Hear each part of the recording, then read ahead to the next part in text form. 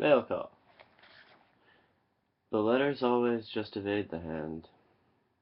One skates like a stone into a beam, falls like a bird. Surely the past from which the letters rise is waiting in the future, past the graves. The soldiers are all haunted by their lives. Their claims upon their kind are paid in paper that establishes a presence like a smell. In letters and dreams they see the world. They are waiting, and the ears contract to an empty hand, to one unuttered sound. The soldier simply wishes for his name. It's Randall Jarrell. Whether he was hearkening to Auden in the unnamed soldier or whatever, the anonymous one, I'm pretty sure, because they were all kind of part of that same new school, New York school in the 50s. But, alright, so I'm trying to do more of a improv thing now. Get a little, different. I think, I start with a poem that, you can read anywhere online, and I see poems everywhere. On the street in New York, I see them in the wandering soldiers that I cross paths with, in the black man who runs a bogey in front of a cathedral, in the, upstanding Mexican fellow who is delivering something, in the white-collar fool. I see all of these things in relation to me. And usually every once in a while I also see a baby in a stroller. Usually when I had been smoking. I'm trying to quit, so anyway, this fascination with babies in particular has been to me something of a threat, actually. I don't really know how to take it, that I view this pedological essence of myself, maybe, but I don't see it anymore. I don't see that same innocence in myself, except in maybe, the pigeons in a flock. Maybe behind some beautiful girl whiling away. I don't see that flight, except in the constant narrative that is ultimately nonlinear. How could birds hold on their wing all that humanity tries for? Well, that's how I view poetry. That it's something in flight on, the fucking zephyr. Always. Not to say that it is divine, that it is something to be ascertained in dying and removing oneself from the world, for we die every day. It is the same day starting over, saith Jean-Paul. Existentialism has been my, rum and coke these days, and I have tried to get past a lot of the terminology, but that's impossible because, you'd need that to build on those guys like Hegel and whatnot. I see the terminology more in eros, in, a love for poesy. And I also believe that coming to New York City again has been something of a religious experience, even walking down the street. Anonymity presents itself tenfold than the anonymousness that I feel in this misty head in this very room. There is not much in these lips that does not speak itself first. There is not much on my tongue that doesn't lick some manner of candied pomp. And when I view this narrative, even in a coffee shop across the way from a woman who's working on some stock portfolio bullshit, or maybe not, I don't really know, I would find that when I turned down the music on my headphones while I was writing something, it would seem what she said would seem to sync up with that, with how I felt in the moment. Whether how one feels in the moment is driven like this flighty thing, like this wind of birds, I don't know. Whether it's just some nearly manic love, I also don't know. I do know that there's a lot of communication that is unspoken, that I did not recognize. You can feel the temperature of a room and feel boxed in, but you don't necessarily know where it's coming from, especially if you're, at a party. But New York is a big box. Any large city is. Because we are boxed in by the atmosphere even, which, is of a pollution. The pollution to me makes it easier for me to turn my head up and look at the sky, though. Give me a lot of fresh air, and maybe I could do the same thing from a fucking mountaintop, like when I was hiking. But have a little bit of pollution, enough to want to look up, but not enough to stay looking. And you find there's a lot that you're wanting. There's a lot more therein.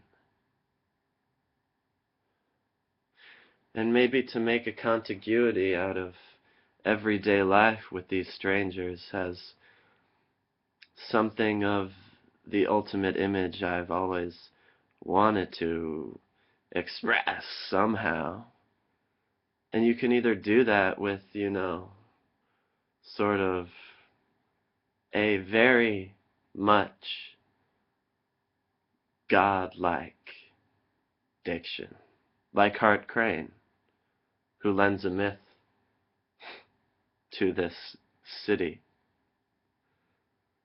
in his beauty of wordage. Or you can just speak it plain. But how can you mix that?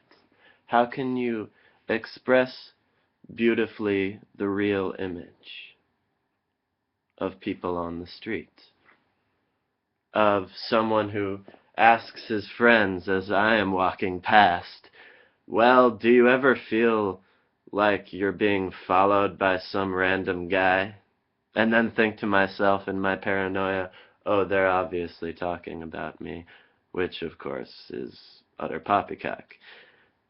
Cock. Anyway, I don't think it's rational to have a diction of reality.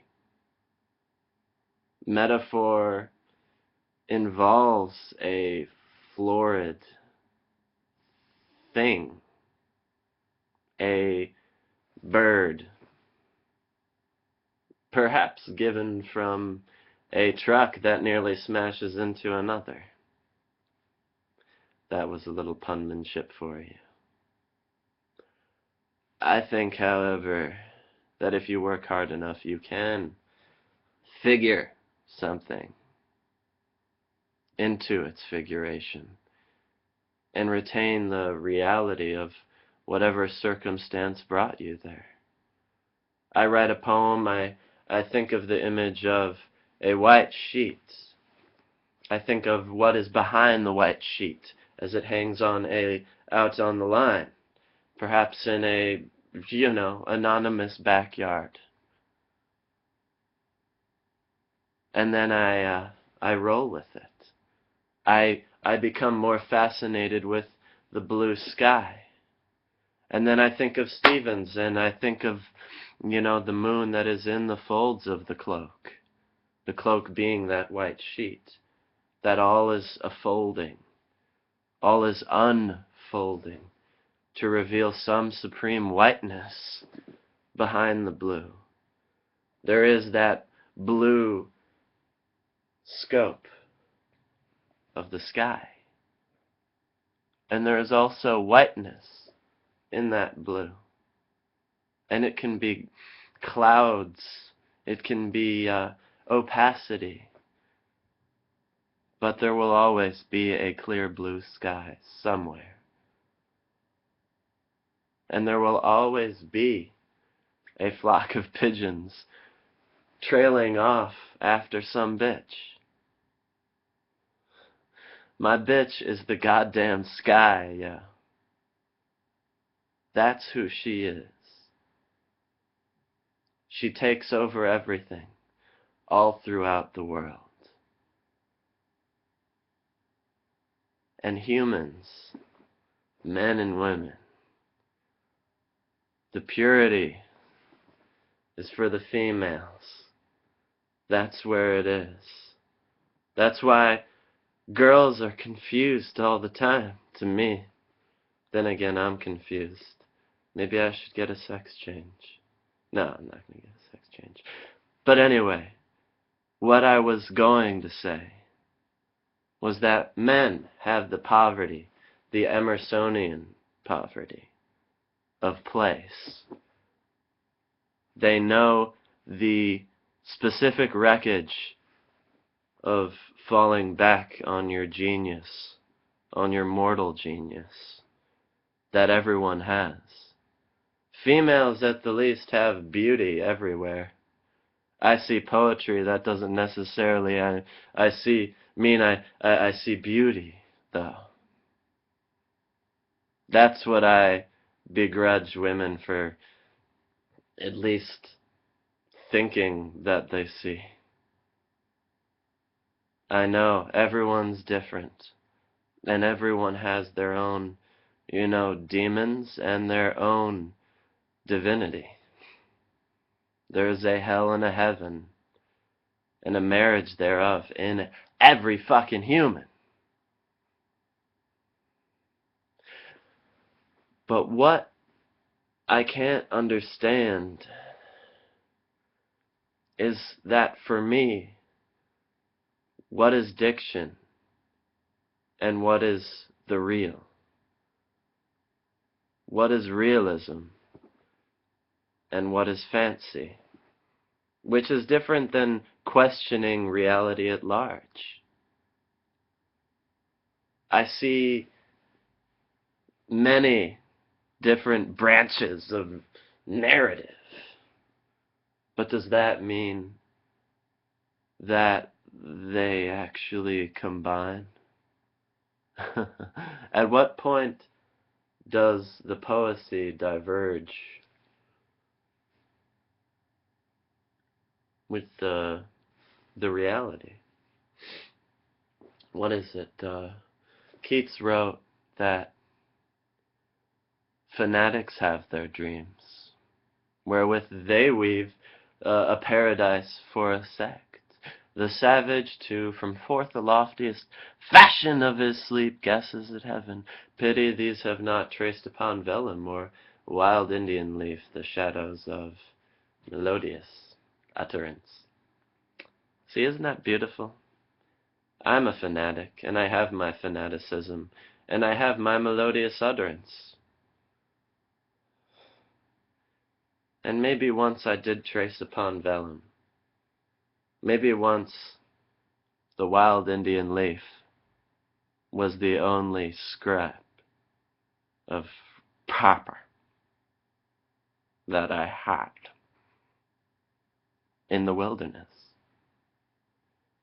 which was not a wilderness of mine, but a quite literal one, a place where I could climb mountains and see the sky and look up as much as I pleased and see no polluted conundrums or pollution at all. It was clarity. That's where I think it lies. The clarity of this city is such that relies on exactly what I view poetry as, which is a thing of flaws. That is how I make my supplication. I say, Muse, your fucking words. All muses have been words. It is literally poets begging the words to give them something. That's that Shelleyan rise. With Keats it was much more vernal. With Shelley it was much more like a epic sphere, a demonic force, D-A-E,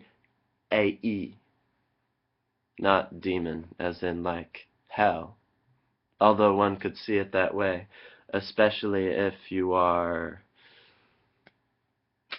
somewhat of a hellish person,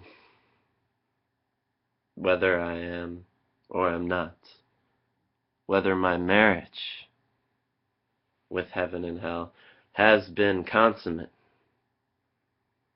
I will only know when reality presents itself fully and as clear as if I were walking up and down this mountain of life, that I was seeing it in the people clearly. Once you experience that and know that fully in the kid, the wife, trailing him, the kid, carrying like a pizza into traffic, and his mother running after him and shrieking, holding him back. If you see in that any sort of fancy, then you have dishonored the mother. And if the father is a nonsensical practicality, I'd rather have that as a comfort, but I'd also have this mother of a place, NYC, be something that does take me from the cradle to the grave and gives me grace throughout. As of late, all my friends have been strangers. I have not seen hide nor hair of anybody. But that's no matter, because I know I'll see friends. I know I'll make friends. I know life does not stop at this juncture. And whatever terminologies I could create, whatever existence preceding whatever essence, well, I have my body. That is existence enough. I see the bodies of others. That is essence enough. And whatever poesy lies not in any formation of heaven and hell, but in something much the more that does not combine nor consume, but absorb all into an irrefragable